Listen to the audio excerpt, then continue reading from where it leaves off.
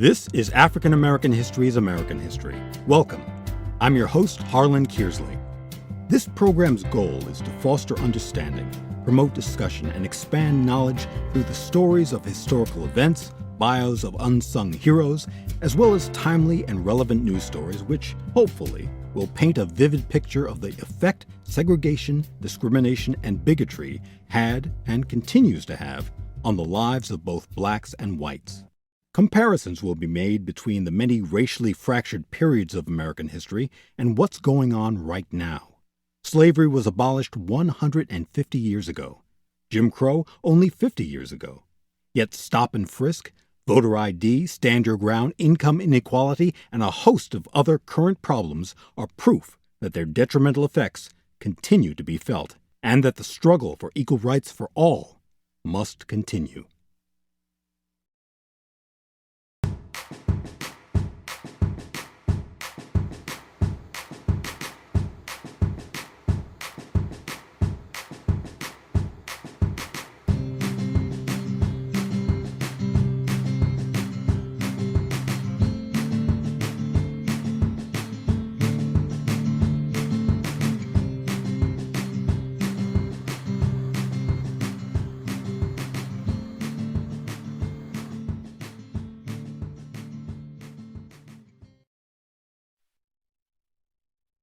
Good evening, my fellow citizens.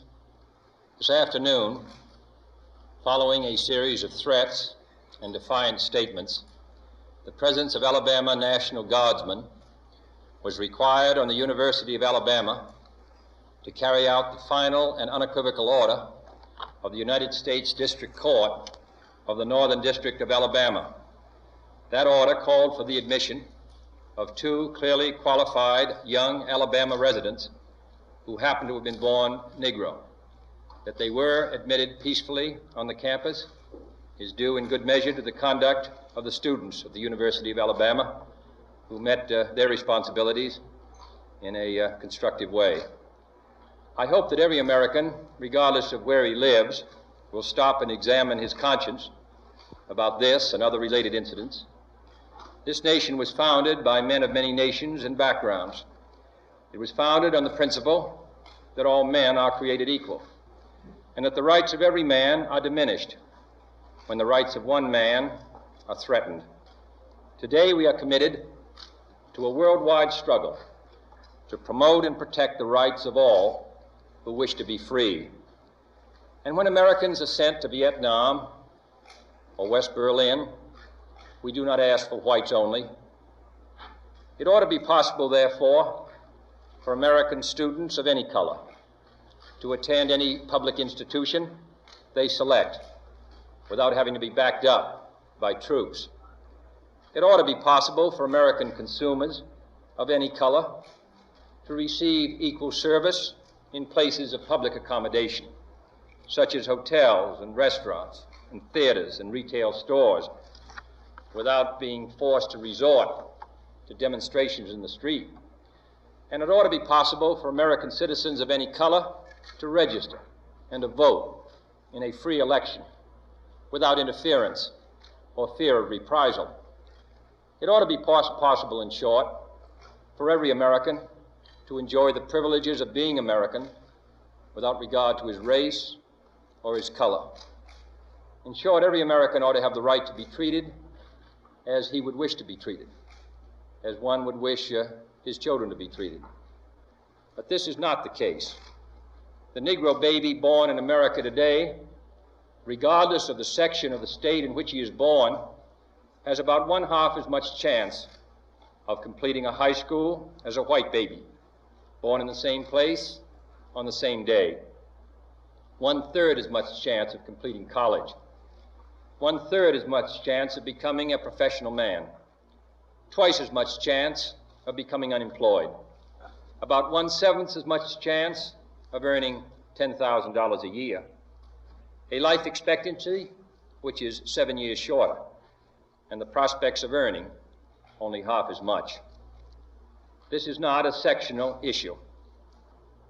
Difficulties over segregation and discrimination exist in every city, in every state of the Union, producing in many cities a rising tide of discontent that threatens the public safety. Nor is this a partisan issue. In a time of domestic crisis, men of goodwill and generosity should be able to unite regardless of party or politics.